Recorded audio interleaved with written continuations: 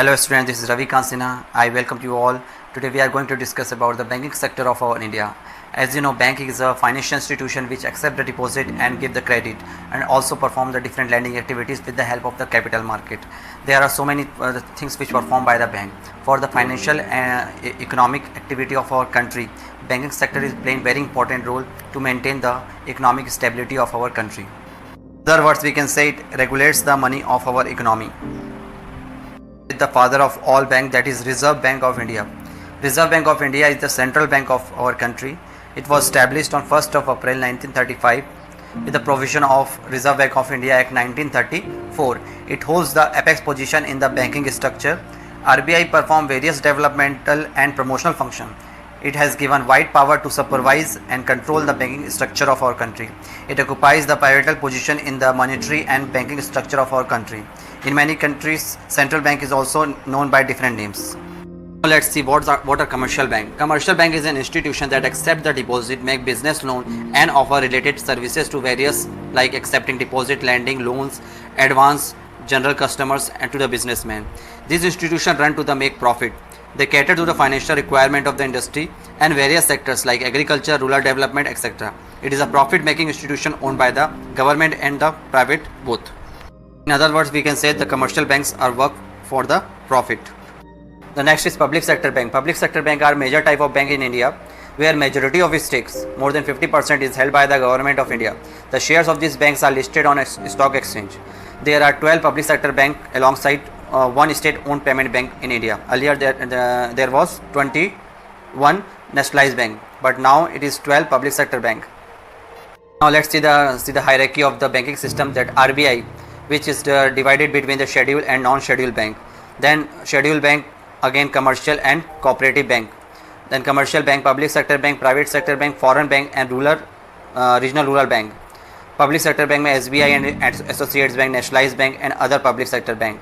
While in the non-scheduled bank there is a state cooperative bank, district cooperative bank and other cooperative bank. So in this way the banking structure has been classified. See what are scheduled banks. Scheduled bank is nothing but bank which have been included in second schedule of RBI Act 1934, that are scheduled bank. The banks included in this category should fulfill the two conditions. The paid up capital and the collected fund of the bank should not be less than 5 lakhs. Any activity of a bank will not adversely affect the interest of any depositor. So these two conditions should be satisfied for any bank to be scheduled bank.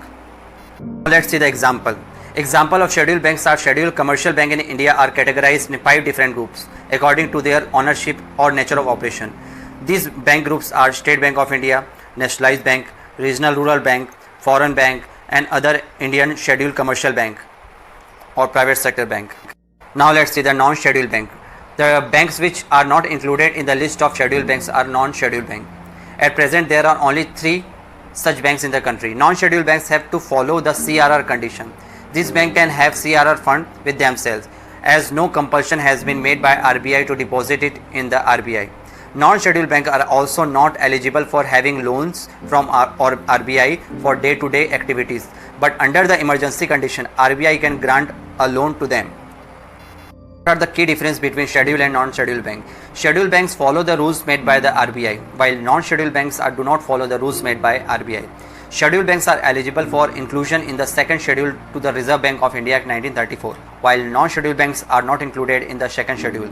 Scheduled banks are allowed to borrow money from RBI for regular banking purpose, while non-scheduled banks are not allowed to borrow money. Scheduled bank can become a member of clearing house, while non-scheduled banks can't. Scheduled banks and non-scheduled banks both need to maintain the cash reserve ratio, CRR दोनों को maintain करना होता है, but scheduled banks have to deposit this amount in the RBI, while non-scheduled banks can't deposit this amount with themselves. Now let's see what are the facilities enjoyed by the scheduled banks. Scheduled banks are eligible for obtaining debts or loan on the bank rate from RBI. Scheduled banks automatically acquires the membership of the clearing house. Scheduled banks get facility of the rediscount of the first class exchange bill from the RBI. This facility is provided by RBI only if the scheduled bank deposit average daily cash with RBI, which is decided by the RBI itself, and present recurring statement under the provision of RBI Act 1934 and Banking Regulation Act 1949. Now let's see the merger of the bank. In the month of August 2019, the Finance Minister of India Ms. Nirmala Sitharaman has announced to merge 10 public sector banks into the 4 entities. The basic logic behind the merger is to increase the global competitiveness of the Indian banks. Now the public sector bank, total public sector bank, reduced to 12 from 27 in 2017 in India. As you can see in this picture, PSB, public sector bank merging. Thus Punjab National Bank, Oriental Bank of Commerce and United Bank merged together. Canara Bank and Syndicate Bank merged together. Then Union Bank, Andhra Bank, Corporation Bank merged together. Then Indian Bank and Allahabad Bank merged together. Now the question comes is, what is merger? The meaning of merger. The merger is a process by which two or more companies decide to come together and merge together and created a new company, a new entity, which often with the new name rather than remain separately owned or operated.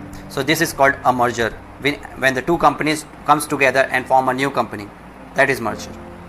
Why merger is important? Merger because the merger helps in reducing the weakness of any company and get the competitive edge in the market. In the merger process, the merging companies share the information related to the debts, resources, technologies, or any assets which they have with each other. So in this way, the merger condition has been fulfilled. Now let's see how many mergers take place recently in the banking sector. The merger number 1, Punjab National Bank, Oriental Bank of Commerce and United Bank of India are merged with the Punjab National Bank. So after this merger, now Punjab National Bank will be the second largest public sector bank of India after State Bank of India in terms of branch network. Its total branches would be 11,437 and total business of Punjab National Bank would be 17.95 lakhs crores. Now next merger of the bank is the Syndicate Bank and Canara Bank. Syndicate Bank is merged with the Canara Bank. After the merger, the Canara Bank would be the fourth largest public sector bank of India. The total business of Canara Bank would be 15.20 lakh crores with the branch strength of 10,342. This merger would reduce the cost of the operation due to the network overlaps. These two banks have similar work culture. That is why it would lead to facilitate a smooth transition among them. Now the next merger which took place between Andhra Bank, Corporation Bank and Union Bank of India. Andhra Bank, Corporation Bank are merged with Union Bank of India. This merger would make Union Bank of India is the fifth largest public sector bank. This merger would have the potential to increase the post-merger bank business by 2 to 4.5 times. After this merger, the total business of Union Bank of India would be 14.59 lakh crores, while total branches would be 9,609. Now next merger, Allahabad Bank and Indian Bank. In the fourth merger, Indian Bank would be the merge with the Allahabad Bank. After merger, Allahabad Bank would become seventh largest public sector bank of India. After this merger, the total business of Allahabad Bank would be 8.08 lakh crores and number of branches would be 6,104. The next question which strikes our mind is what are the benefits of this merger. After this merger, the lending capacity of public sector bank will increase. The balance sheet would also be strong. These big banks would be also able to compete globally and increase their operational efficiency by reducing their cost of lending. India needs huge investment in quantities to turn India into 5 trillion economy. If the bank have sufficient money to fund the big project, then the economic development of the country would speed up, and the merger would also help in better management of banking capital. As you can see in this picture, all the local area banks are called non-scheduled banks. It is divided, the picture, as you can see, the scheduled and non-scheduled banks are divided. Commercial bank and cooperative bank, state cooperative, central cooperative, primary credit. In commercial bank, public sector, regional rural bank and private sector bank. In public sector bank, again divided into state bank and other nationalized bank. In the private sector bank, there is Indian bank and foreign bank. Now as you can see in this picture, RBI, Reserve Bank of India, headquarter in Mumbai. As you can see in this picture, the clearly visible the logo of RBI. So RBI is the father of all banks, as you know. The type of commercial bank in India. Scheduled commercial bank, the banks that have been included in the second schedule of the RBI Act 1934 are categorized as a scheduled bank. So it is divided into private sector bank. Majority of its stake is held by the private individual. Example, private banks are HDFC, ICICI and Axis Bank. The second one, which we have already discussed, public sector bank, majority of its stake is held by the government. Example for public sector banks are Punjab National Bank, State Bank of India and Central Bank of India, etc. Foreign banks, these are banks are with the head office outside the country. in which they are located. Example of foreign banks of India are Standard Chartered Bank, American Express and Citibank. These are the foreign banks. Let's move on to the list of public sector bank in 2020 in India. Bank establishment year and headquarter. Bank of Baroda, establishment year 1908, headquarter in Vadodara, Gujarat. Second bank is Bank of India, establishment in year 1906, headquarter Mumbai, Maharashtra. As you can see in this picture, Bank of Baroda, Bank of India. Now the third bank, Bank of Maharashtra, establishment year 1935, headquarter Pune, Maharashtra. Fourth one is Canara Bank, establishment year 1906, headquarter Bengaluru, Karnataka. Fifth bank, Central Bank of India, establishment year 1911, headquarter Mumbai, Maharashtra. As you can see in these pictures, Bank of Maharashtra, Bharat सरकार द्वारा, Canara bank, central bank of India. Now next merger is sixth bank is Indian Bank, establishment year 1907, headquarters Chennai, Tamil Nadu. Seventh bank is Indian Overseas Bank, establishment year 1937, headquarters Chennai, Tamil Nadu. Eighth one is Punjab and Sindh Bank, establishment year 1908, headquarters New Delhi, Delhi. As you can see in the picture, Allahabad Bank, Indian Overseas Bank. This is Punjab and Sindh Bank. Let's move on to next. Ninth one is Punjab National Bank, establishment year 1894, headquarters New Delhi, Delhi. Then 10th one is State Bank of India, establishment year 1955, headquarters Mumbai, Maharashtra.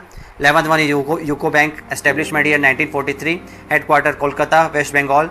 12th one is Union Bank of India, headquarters Mumbai, establishment year 1919. As you can see in this picture, Punjab National Bank. This is State Bank of India. This is UCO Bank of India. And this is Union Bank of India. These are the 12 public sector bank. Now let's see the private sector bank of 2020. Bank establishment year, headquarter Axis Bank, establishment year 1993, headquarter Mumbai and Maharashtra. Second bank Bandhan Bank, establishment year 2015, headquarter Kolkata, West Bengal. Here the list of private sector bank: Axis Bank, Bandhan Bank. Next bank is third one is CSEB Bank, establishment year 1920, headquarter Thrissur, Kerala. Fourth is City Union Bank, establishment year 1904, headquarter Tanjore, Tamil Nadu. Fifth bank DCB Bank, headquarter Mumbai, Maharashtra, establishment year 1930. As you can see in this picture, CSB Bank, यानी Catholic Syrian Bank, City Union Bank Limited. Then it DCB Bank. Now let's move on to next. Sixth is Dhanlaxmi Bank, establishment year 1927, headquarter Thrissur, Kerala. Seventh one is Federal Bank of India, establishment year 1931, headquarter Elwell, Kerala. Eighth one is HDFC Bank, establishment year 1994, headquarter Mumbai, Maharashtra. Now let's see the picture of these banks. This is Dhanlaxmi Bank. This is Federal Bank. And this is HDFC Bank. Now let's move on to next. Ninth one is ICICI Bank, establishment year 1994, headquarter Mumbai, Maharashtra. 10th IndusInd Bank, establishment year 1964, headquarter Mumbai, Maharashtra. 11th IDFC First Bank, establishment year 2015, headquarter Mumbai, Maharashtra. As you can see in the picture, ICICI Bank, IndusInd Bank, and this is IDFC Bank. Now the next bank, 12th one is Jammu and Kashmir Bank, establishment year 1938, headquarters Srinagar, Jammu and Kashmir. 13th is Karnataka Bank, establishment year 1924, headquarters Mangaluru, Karnataka. 14th is Karur Vysya Bank, establishment year 1916, headquarters Karur, Tamil Nadu. As you can see in this picture, Jammu and Kashmir Bank headquarters is there. That is Karnataka Bank headquarters is there. That is Karur Vysya Bank. Now let's be next. 15th one is Kotak Mahindra Bank, establishment year 2003, headquarters Mumbai, Maharashtra. 16th is Lakshmi Vilas Bank, establishment year 1926, headquarters Chennai, Tamil Nadu. 17th one is Nainital Bank, establishment year 1922, headquarters Nainital, Uttarakhand. Now let's look at these pictures. Kotak Mahindra Bank branch, Lakshmi Vilas Bank branch, and this is Nainital Bank branch. Move on to next bank, RBL Bank. RBL Bank establishment 1943, headquarter Mumbai, Maharashtra. 19th is South Indian Bank, establishment year 1929, headquarter Thrissur, Kerala. 20th is Tamil Nadu Mercantile Bank, establishment 1921, headquarter Thoothukudi, Tamil Nadu. The pictures of this bank, RBL Bank branch, as you can see, ATM branch. Then it is South Indian Bank branch, and this is Tamil Nadu Mercantile Bank branch. To next, 21 is Yes Bank, establishment year 2004, headquarter Mumbai, Maharashtra. 22 is IDBI Bank, establishment year 1964, headquarter Mumbai, Maharashtra. Now let's see the picture of this bank, Yes Bank branch, as you can see in this picture. This is IDBI Bank branch. That's all in this section. We have discussed today about the banking sector and about the different scheduled and non-scheduled banks. So thank you so much for watching this channel. If you like this channel, if you like about this content, if you know more about this content, you can write and comment to us, and please subscribe our channel. Thank you.